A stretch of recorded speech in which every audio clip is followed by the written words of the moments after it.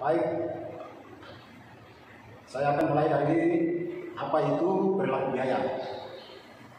Perilaku biaya adalah perubahan biaya akibat berubahnya aktivitas bisnis suatu perusahaan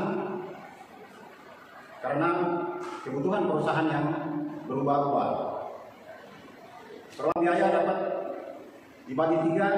Yang pertama, biaya tetap atau fixed cost, yaitu merupakan suatu biaya yang mempunyai jumlah total secara tetap, tapi pada biaya tetap persatuan akan berubah karena terdapat perubahan dari sisi volume aktivitas.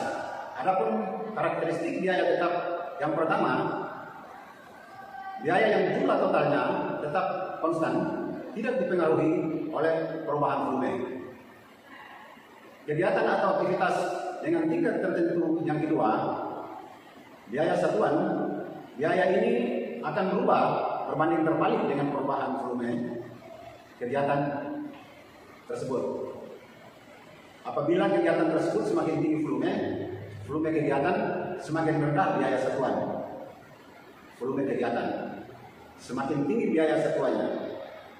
Yang kedua, biaya variabel atau dalam kurung variabel cost, yaitu merupakan biaya yang jumlah totalnya akan berubah secara proporsional dengan perubahan volume kegiatan. Adapun karakteristik biaya variabel, pertama, semakin besar volume kegiatan, semakin tinggi jumlah total biaya. Total biaya variabel.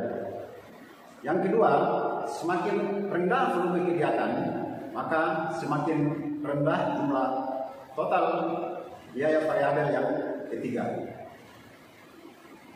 Yang ketiga, biaya satuan tidak dipengaruhi oleh perubahan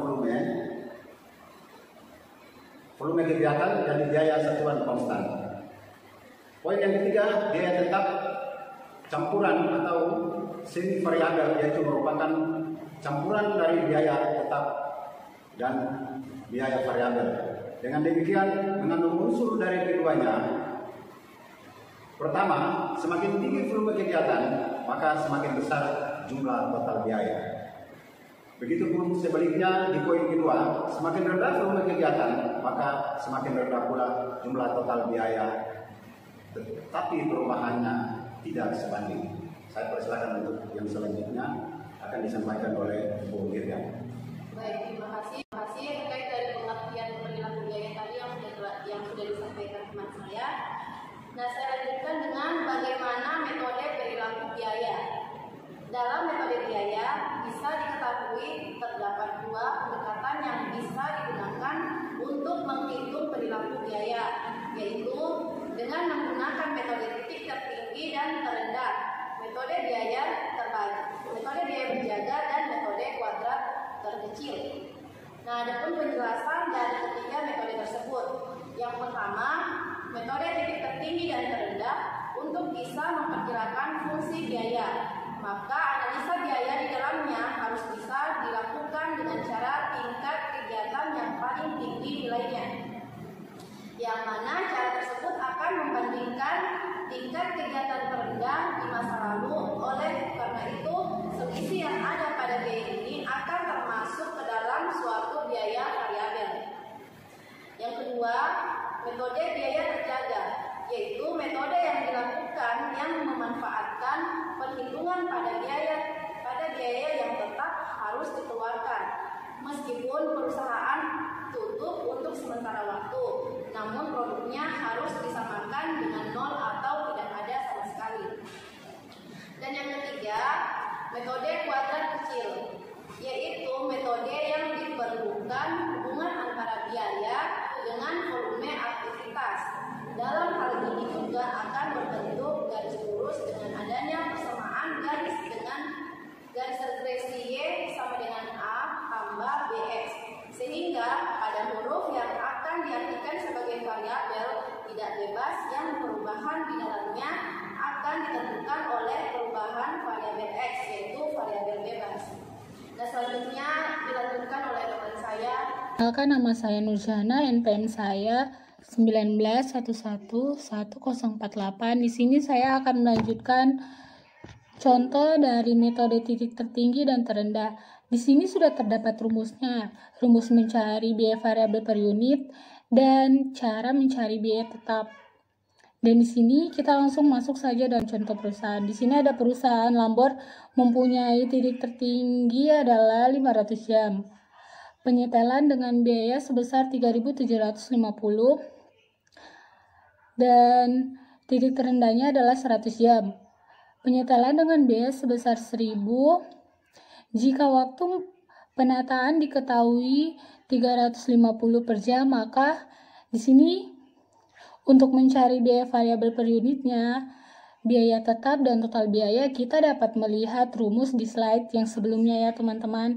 Jadi di sini kita mendapatkan nilai biaya variabel per unitnya yaitu 6.875, sementara biaya tetapnya yaitu 312,5, sementara total biayanya berjumlah 2.718,75 per unit.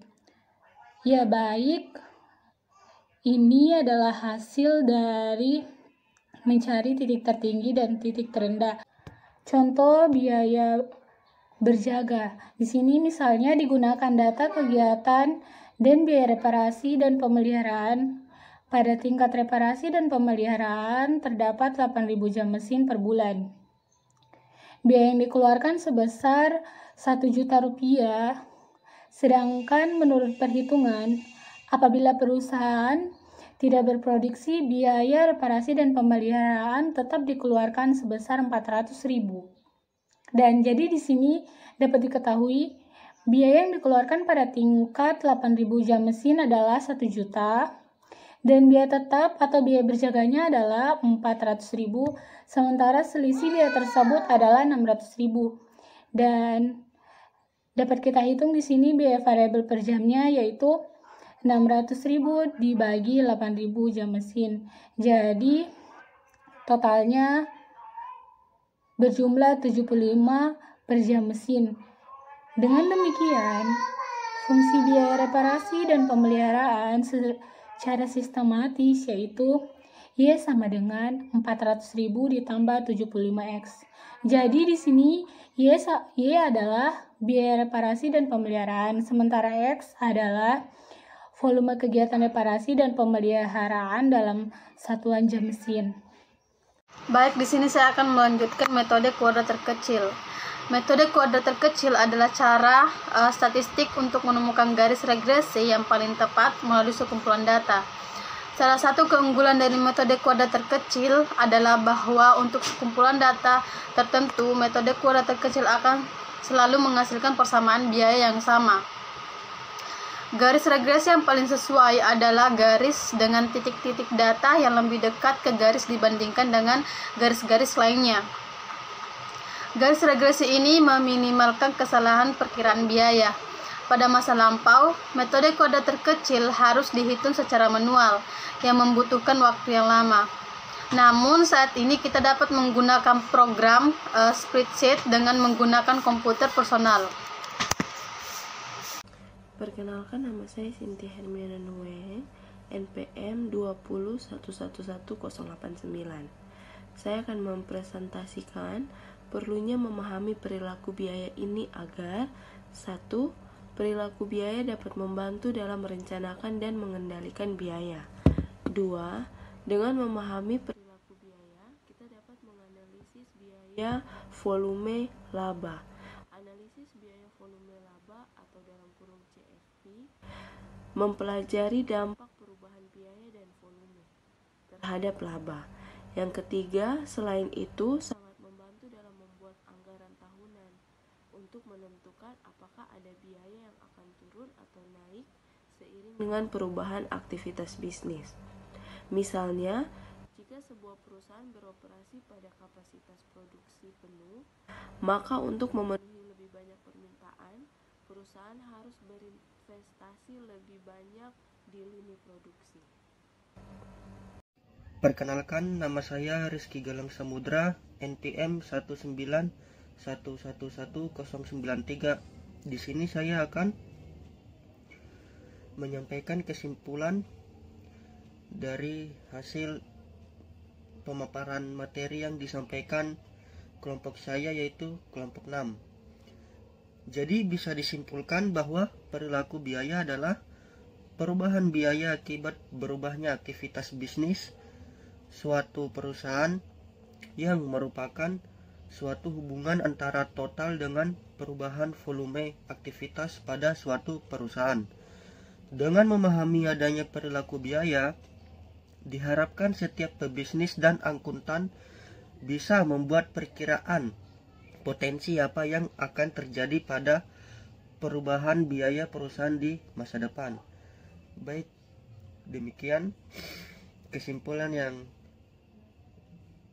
saya sampaikan dari kelompok 6. Sekian dan terima kasih.